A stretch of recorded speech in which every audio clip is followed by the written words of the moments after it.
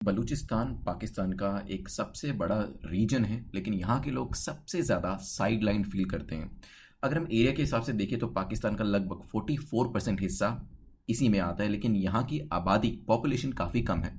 Resources की तरफ से देखें तो इसमें कोल, गैस, गोल्ड, तांबा, ये सब बेशकीमती जो खनिज हैं वो यहाँ पर मिल जाएंगे, लेकिन बलूच लोगों का ये आरोप है कि इन संसाधनों का फ़ायदा सबसे ज़्यादा इस्लामाबाद बाकी के रीजन्स को देता है। बलूच लोगों की शिकायत ये भी है कि उन्हें जानबूझकर आर्थिक, राजनीतिक और सांस्कृतिक रूप से हाशिए पर रखा जाता है। एक आम बलूच गांव में न तो ढंग की सड़क है, न ही अस्पताल, और शिक्षा की बात तो आप भूल ही जाइए। हैरानी की बात यह भी है कि जहां पाकिस्तान को सबसे ज़्यादा प्राकृतिक गैस मिलती है, यानी जो सुई गैस फील्ड है, वहां के आसपास के गांवों में आज तक गैस की पाइपलाइन भी पाकिस्तान नहीं बिछा पाया है। इसी वजह से बलूच लोगों के अंदर गुस्सा है, और यहाँ पर जब तक उनके संसाधनों का शोषण हो रहा है और उन्हें कुछ नहीं मिल रहा है, तब तक शांति की बात करना भी बेमानी है। यही कारण है कि बलूचिस्तान में काफ़ी सारे अलगाववादी संगठन सक्रिय हो चुके हैं जो पाकिस्तान से स्वतंत्रता की मांग करते रहते हैं। पाकिस्तानी सेना और बलूच अलगाववादी संगठनों के अंदर टकराव जो है पिछले काफी सारे सालों से देखने को मिल रहा है। ये खुला संघर्ष है जिसमें एक तरफ पाकिस्तानी सेना के ऑपरेशंस होते हैं और दूसरी तरफ बलूच आर्मी के भी ऑपरेशंस चलते रहते हैं पाकिस्तानी आर्मी के खिलाफ। हाल ही में जो पाकिस्तान के अंदर ट्रेन को कैप्चर किया गया था वो इन्हीं अलगाववादी ग्रुप्स के द्वारा ही किया गया था।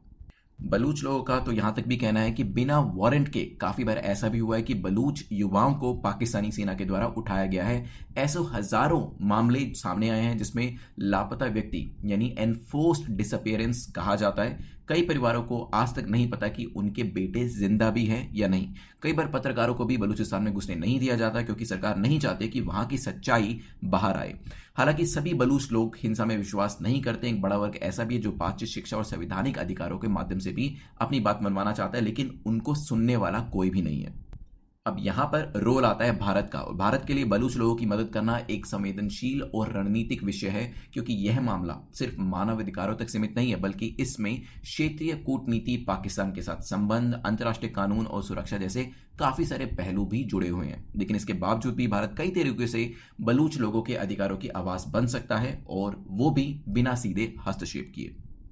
अब यहां पर समझेंगे कि भारत के पास कौन कौन से ऑप्शंस अवेलेबल है और किन किन तरीकों से यहां पर बलूच लोगों की सहायता करी जा सकती है। सबसे पहला तरीका है राजनयिक समर्थन देना। भारत अंतर्राष्ट्रीय मंचों पर जैसा कि संयुक्त राष्ट्र, मानवाधिकार परिषद, UNHRC, यूरोपीय संघ जैसी संस्थाओं में बलूच लोगों के साथ हो रहे अत्याचारों को उजागर कर सकता है। जैसे भारत ने 2016 में UN में बलूचिस्तान में मानवाधिकार उल्लंघन का मुद्दा उठाया था, वैसा ही बार बार अंतर्राष्ट्रीय दबाव जो है वो पाकिस्तान के ऊपर बनाया जा सकता है और बलूच लोगों पर हो रहे अत्याचार को बंद करवाया जा सकता है।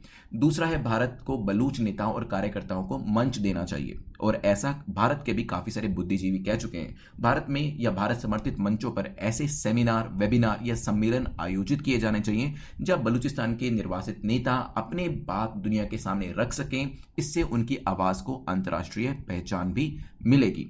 इसके बाद तीसरा जरिया है वो है डिजिटल समर्थन का। भारत के बुद्धिजीवी, पत्रकार, even YouTube channels, social media influencers और हैंडल्स बलूच मुद्दे को उभार सकते हैं, क्योंकि जितना ज्यादा कंटेंट वो क्रिएट करेंगे, बलूचिस्तान की बातें आम भारतीयों के बीच चर्चा में आने लगेगी, उनके घर तक पहुंचेगी, और तब सरकार पर भी एक नैतिक दबाव बनेगा कि वो इस दिशा में सक्रिय हो।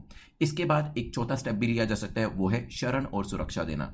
कई बलूच कार्यकर्ता और नेता पाकिस्तान से भागकर यूरोप, अमेरिका या मिडल ईस्ट जैसे देशों में चले जाते हैं। भारत अगर चाहे तो इन्हें राजनीतिक शरण दे सकता है, जैसा कि तिब्बती सरकार इन एग्जाइल को मिला था। इससे भारत को न ही सिर्फ नैतिक बढ़त मिलेगी, बल्कि बलूच लोगों को एक सुरक्षित जगह भी मिलेगी अपनी आवाज को उठाने के लिए। और पांचवा और आखिरी एक इंपॉर्टेंट रास्ता है गुप्त रणनीतिक समर्थन। इसमें प्रत्यक्ष हस्तक्षेप नहीं किया जाता, लेकिन कुछ सहायता जैसे इंफॉर्मेशन देकर, कुछ कॉन्टैक्ट्स देकर या परोक्ष सहयोग के जरिए बलूच आंदोलन को मजबूती दी जा सकती है। हालांकि इसमें बहुत सावधानी की जरूरत है, क्योंकि इसमें भारत पाकिस्तान के संबंध और भी ज्यादा तनावपूर्ण हो सकते हैं, जो पहले से ही तनाव की स्थिति में देखने को मिलते हैं। भारत को यह भी सुनिश्चित करना चाहिए कि बलूच लोगों की आवाज जो है उसे उठाना है और उन्हें स्वतंत्रता दिलानी है। भारत में काफ़ी सारे बुद्धिजीवी पहले भी इस चीज़ की बात कर चुके हैं कि ये भारत का नैतिक कर्तव्य है। उन्होंने ये भी कहा है कि पाकिस्तान अगर कश्मीर पर बात करता है तो भारत को बलूचिस्तान का मुद्दा मजबूती से सामने रखना चाहिए ताकि पाकिस्तान की दोहरी नीति उजागर हो सके। इसके साथ साथ पाकिस्तान की विफल घरेलू नीतियों का ये परिणाम है। उन्होंने यह भी कहा कि भारत को सीधे हस्तक्षेप करने की जरूरत नहीं है, लेकिन बलूच लोगों को मंच देना चाहिए। तो अलग अलग बुद्धिजीवी अलग अलग तरीके से अपनी बात सामने रखते हैं। कुछ लोगों का तो ये भी कहना है कि भारत को बलूचिस्तान को एक लीवर के तौर पे, एक लेवरेज के तौर पर इस्तेमाल करना चाहिए। हालांकि वे कहते हैं कि भारत को ये पूरी चीज़ सावधानी से करनी होगी और सीधे सैन्य हस्तक्षेप की ओर हमें जाने से बचना होगा। इसके साथ साथ कुछ रणनीतिक विश्लेषक तो ये भी कहते हैं कि बलूचिस्तान में पाकिस्तान की सेना और आईएसआई के द्वारा जो अत्याचार किए जा रहे हैं वो पूरी दुनिया के सामने आने चाहिए। उन्होंने कई लेखों में लिखा है कि भारत को बलूच स्वतंत्रता आंदोलन को नैतिक समर्थन देना चाहिए, ठीक वैसे ही जैसे पाकिस्तान कश्मीर के साथ करता आया है।